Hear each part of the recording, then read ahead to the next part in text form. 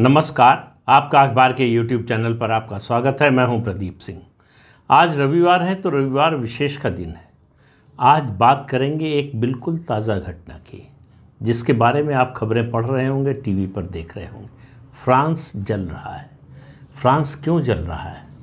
और फ्रांस जल रहा है तो अपने देश के लेफ्ट लिबरल बिरादरी, सेकुलर बिरादरी से, दुनिया भर की तो बात ही नहीं कर रहा हूँ, अपने देश की जो ये बिरादरी है उससे एक सवाल है कि फ्रांस क्यों जल रहा है।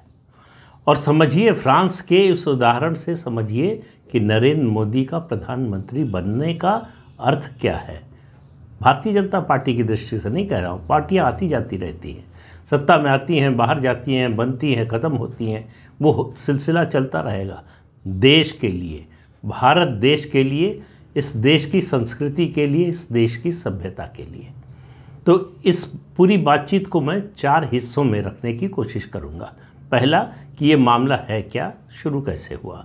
दूसरा, क्या इस तरह का मामला पहले भी हुआ है।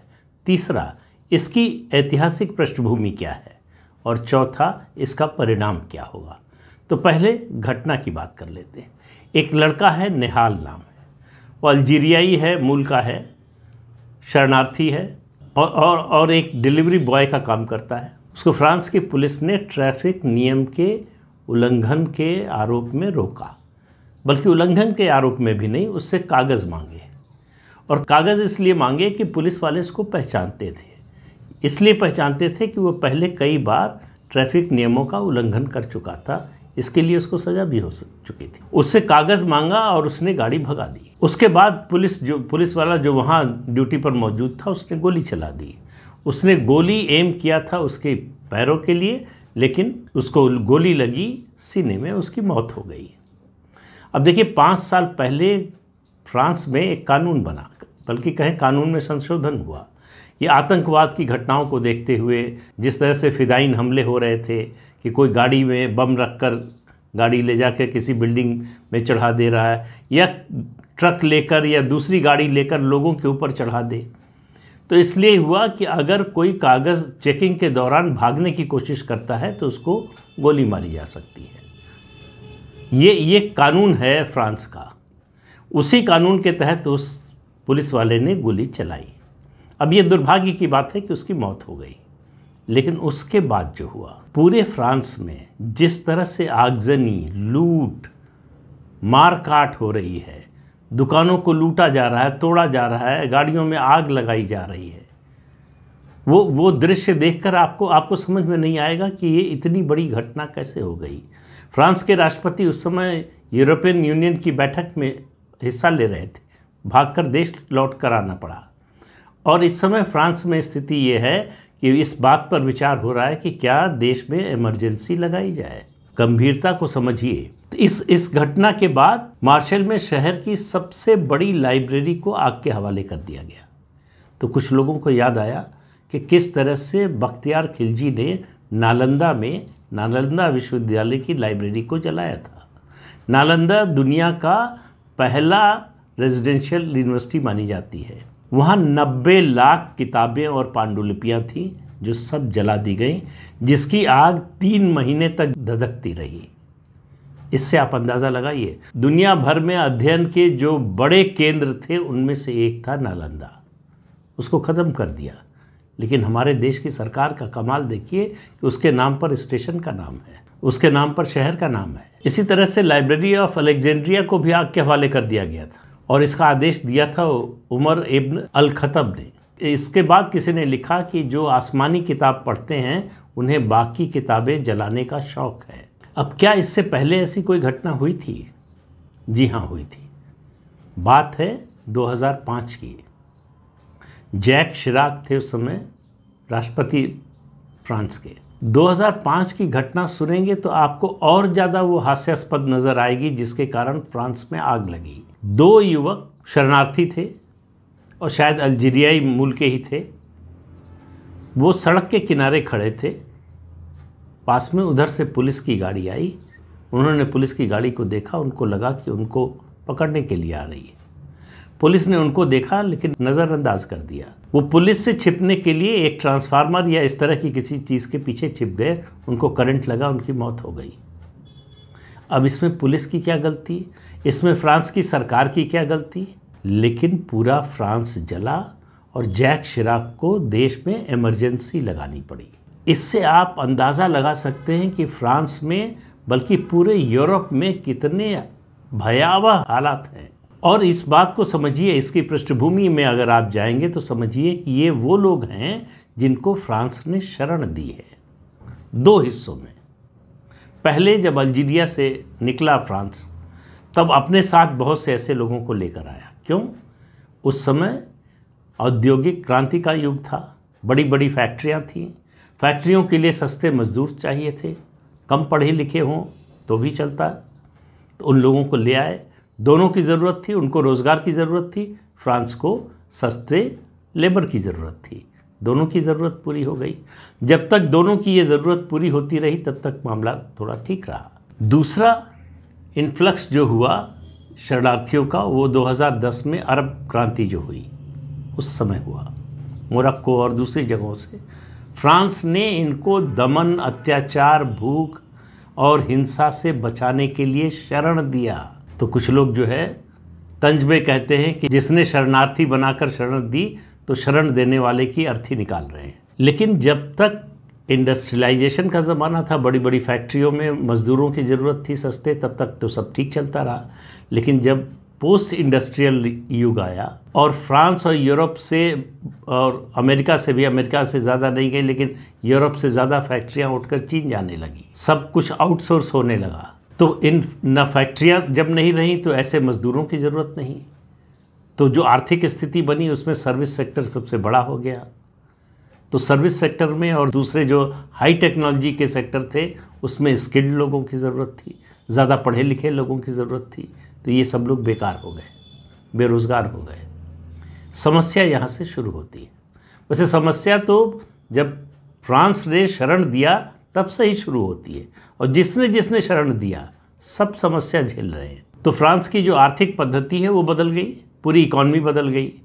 तो इकॉनमी में जिस तरह के लोगों की ज़रूरत थी वो बदल गई।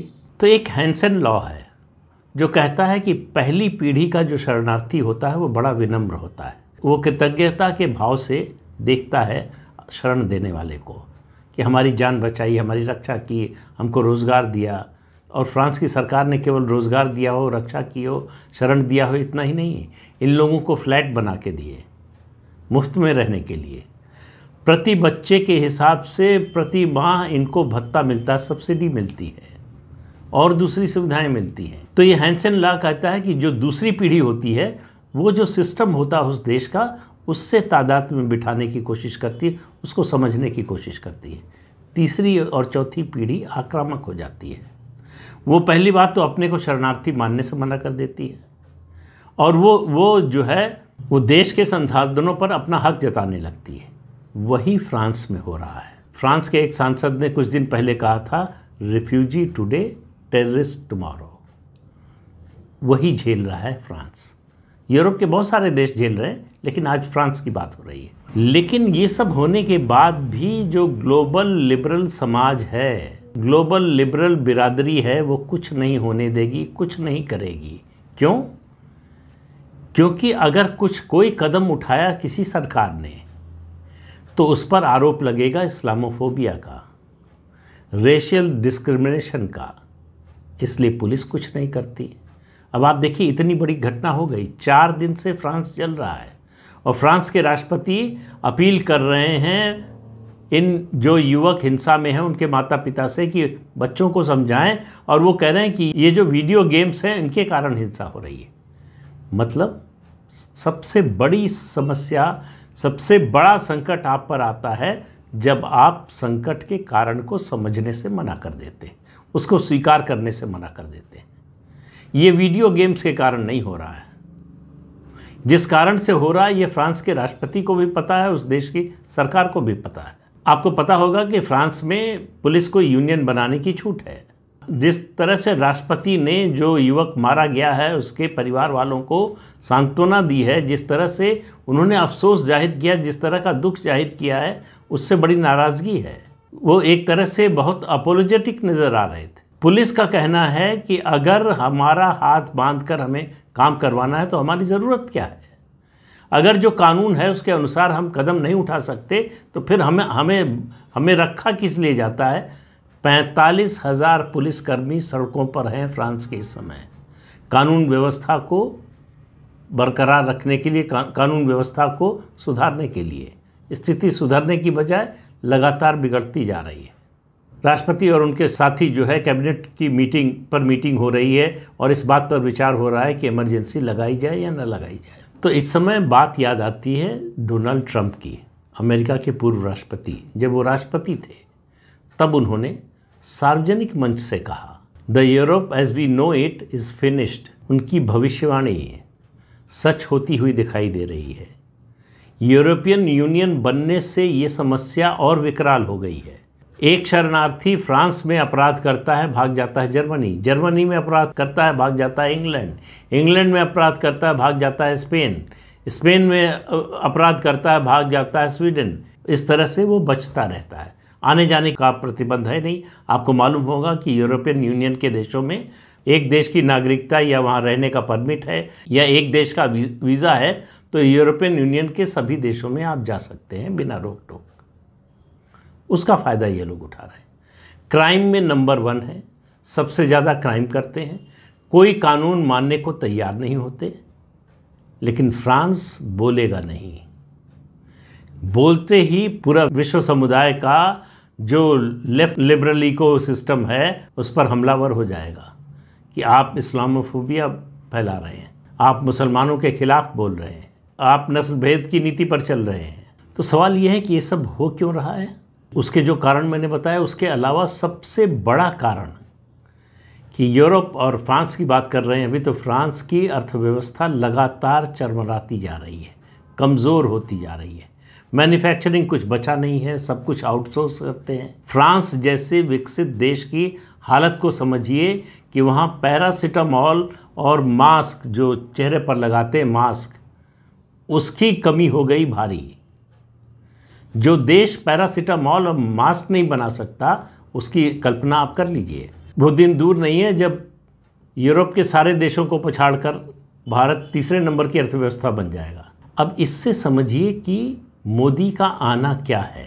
इसका ये जो फ्रांस में हो रहा है उसका परिणाम है कि वो देश ख़त्म होने की ओर बढ़ रहा है और उसका कारण ये है कि उसकी अर्थव्यवस्था लगातार कमज़ोर होती जा रही है। ऐसे लोगों को सब्सिडी देकर पालते पोसते रहने की उसकी आर्थिक सामर्थ्य खत्म हो चुकी है। जब तक सामर्थ्य थी तब तक सब कुछ ठीक था। जैसे जैसे ये सामर्थ्य घटती जा रही है, अभी तो उनका विरोध है, उसके अलावा भी वहाँ पेंशन के लिए आंदोलन चल रहा है। तो दिन में पेंशन के लिए आंदोलन होता है और रात में ये इन शरणार्थियों का अत्याचार होता है, आगजनी दंगा होता है। अपने देश के नागरिकों को जो सुविधा उनको चाहिए दे नहीं पा रहे हैं। फ्रांस में मुस्लिम आबादी अब 10% पर पहुंच गई है, जो यूरोप के किसी भी देश में सबसे ज़्यादा है, केवल 10%। इससे आप अंदाज़ा लगाइए कि आबादी जैसे जैसे बढ़ती है उसका असर क्या होता है। और आप कल्पना कीजिए कि अगर 2014 में नरेंद्र मोदी इस देश के प्रधानमंत्री न बने होते, बहुत से लोग बड़े अधीर हैं, ये नहीं किया वो नहीं किया, मुस्लिम अपीजमेंट कर रहे हैं, पसमानदा की बात कर रहे हैं। उनको समझ में नहीं आ रहा है कि मोदी को बीजेपी नहीं चलाना है, मोदी को देश चलाना है। मोदी को बीजेपी का हित नहीं देखना है, सिर्फ मोदी को पूरे देश का हित देखना है, राष्ट्रीय हित देखना है, उसमें एक संतुलन बनाना है। सत्ता में अगर संतुलन नहीं हो तो वो डगमगा जाती है। मोदी ने उस संतुलन को साध रखा है, इसलिए डगमगा नहीं रहे हैं। इसलिए दुनिया भर में उनको आश्चर्य की निगाह से देखा जा रहा है, कैसे एक के बाद एक क्राइसिस से वो किस तरह से शानदार तरीके से निकलकर बाहर आते हैं। वो कोरोना के क्राइसिस हो, वो यूक्रेन के युद्ध की स्थिति हो, वो भारतीय अर्थव्यवस्था की कमज़ोरी की स्थिति हो, या दूसरी समस्याएं हो भारत की। रूस के राष्ट्रपति पुतिन का कहना है कि मेक इन इंडिया भारत के लिए बहुत अच्छी चीज़ हुई है, हम भी करना चाहते हैं। ये वो प्रशंसा कर रहे हैं और हमारे देश में कांग्रेस पार्टी सुबह शाम उसकी आलोचना करती है कि बकवास है, क्या हुआ है, इससे क्या होता है। तो इससे आप अंदाज़ा लगाइए दुनिया में कोई देश नहीं है जिसकी अर्थव्यवस्था 7% की रफ्तार से बढ़ रही हो, जहां महंगाई काबू में हो, जो रिजर्व बैंक का क्राइटेरिया है उसके अंदर है, जहां रोजगार बढ़ रहा हो। ये ठीक है कि बेरोजगारी है, जितने लोगों को रोजगार चाहिए उतने लोगों को नहीं मिल रहा है, लेकिन रोजगार की स्थिति दिनों दिन बेहतर हो रही है। देश में शांति है। 9 साल से आप जम्मू कश्मीर को छोड़ दीजिए तो कहीं कोई बॉम्ब ब्लास्ट नहीं हुआ। आपने किसी बस के पीछे, किसी रेलवे स्टेशन पर, किसी प्लेटफॉर्म पर, किसी सार्वजनिक जगह पर यह सूचना नहीं पढ़ी कि लावारिस चीज़ हो तो उसको हाथ न लगाएं, पुलिस को सूचना दें। ये मामूली बात है। और एक दिन 2 दिन नहीं, पूरे 9 साल लगातार। तो इस सब से अंदाज़ा लगाए जिस तरह से चेतना आई है हिंदू समाज में, अपने अधिकारों के प्रति, अपनी संस्कृति के प्रति गर्व पैदा हुआ है, जो आत्मविश्वास आया है, जो आत्मविश्वास खत्म हो चुका था, एक हीन भावना आ गई थी, उससे निकाला है मोदी ने इस देश को। तो फ्रांस को देखिए और 100 बार नहीं 10,000 बार सोचिए कि अगर मोदी नहीं होते तो क्या होता। अगर 2014 में फिर से कांग्रेस की सरकार बन गई होती तो क्या नतीजा होता इस देश का। इस बात को समझने की कोशिश कीजिए। और दूसरी बात है, ये भी खबर आपके पास होगी ही, पता ही होगा कि 3 जुलाई को प्रधानमंत्री नरेंद्र मोदी फ्रांस जा रहे हैं। तो दुनिया भर में इस बात पर की आशंका जताई जा रही है कि उनकी फ्रांस की यात्रा को सैबोटेज करने के लिए ये सब हुआ है। अब मुझे मालूम नहीं कि इसमें कितनी सच्चाई है या नहीं है, लेकिन इतना तय है कि फ्रांस की जो उनकी यात्रा है बड़ी ऐतिहासिक होने वाली है। उनके एम्बेसडर का कहना है कि हम भारत को ऐसी टेक्नोलॉजी देंगे, इतना बड़ा सहयोग देंगे जो इससे पहले और किसी देश ने नहीं दिया है। तो हर तरह की हाई एंड टेक्नोलॉजी देने के लिए, टेक्नोलॉजी ट्रांसफ़र के लिए फ्रांस तैयार है। मेक इन इंडिया के लिए फ्रांस तैयार है। इसलिए प्रधानमंत्री की इस यात्रा का बहुत बड़ा महत्व है। भारत की अर्थव्यवस्था की दृष्टि से, भारत की प्रगति की दृष्टि से और भारत में टेक्नोलॉजी के विकास की दृष्टि से, इन सब दृष्टियों से देखें तो इस यात्रा का बहुत महत्व है। अमेरिका की यात्रा के बाद मुझे लगता है सबसे महत्वपूर्ण यात्रा होने वाली है। और इस तरह की घटना कोई पहली बार तो हो नहीं रही है। याद कीजिए, जब अमेरिका के राष्ट्रपति, तत्कालीन राष्ट्रपति डोनाल्ड ट्रंप भारत आ रहे थे, तब दिल्ली का दंगा उसी समय हुआ था। भारत की छवि खराब करने के लिए, ये संदेश देने के लिए दुनिया भर में कि मुसलमानों के साथ बड़ा बुरा हो रहा है यहाँ पर। तो इस तरह की ताकतें आने वाले 10 महीने में और बहुत बड़ी ताकत से सक्रिय होने वाली हैं। इस तरह के और प्रयास किए जा सकते हैं। वो तथाकथित किसान आंदोलन, वो भी इसी टूल किट का हिस्सा था। तो ज़रूरत क्या है? ज़रूरत है सावधान रहने की, ज़रूरत है संयम बरतने की, ज़रूरत है शांत दिमाग से सोचने की और फैसला करने की, ये देखने की कि हमारा वर्तमान और भविष्य कहाँ सुरक्षित रहेगा। अगर ऐसा नहीं करेंगे तो पछताने के अलावा कुछ हासिल नहीं होगा। फैसला आपका है। तो इस अंक में इतना ही। अगले अंक में फिर मिलेंगे किसी नए मुद्दे के साथ। तब तक के लिए अनुमति दीजिए। आपसे अनुरोध है कि चैनल देखिए, शेयर कीजिए, लाइक कीजिए और सब्सक्राइब ज़रूर कीजिए। नमस्कार।